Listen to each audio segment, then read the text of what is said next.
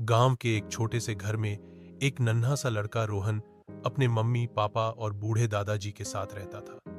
रोहन की उम्र सिर्फ 7 साल थी। नटखट, जिज्ञासु और खूब बातूनी। दादाजी की उम्र लगभग 75 साल थी और अब उनका शरीर धीरे धीरे कमजोर हो चला था। आंखें कमजोर, सुनने में दिक्कत और चलने के लिए लाठी का सहारा। लेकिन इन सब के बावजूद दादाजी और रोहन की दोस्ती कमाल की थी।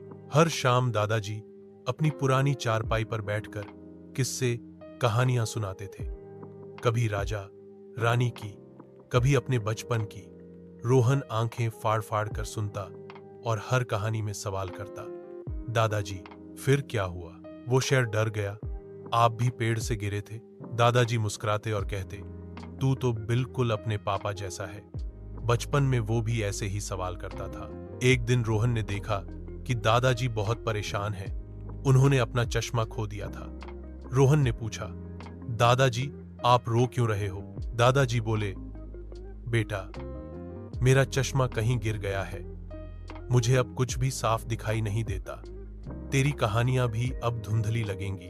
रोहन को बहुत दुख हुआ। वो भागा और घर के हर कोने में चश्मा ढूंढने लगा, पलंग के नीचे, रसोई में, आंगन में, लेकिन चश्मा कहीं नहीं मिला। अगले दिन वो अपनी गुल्लक लेकर आया।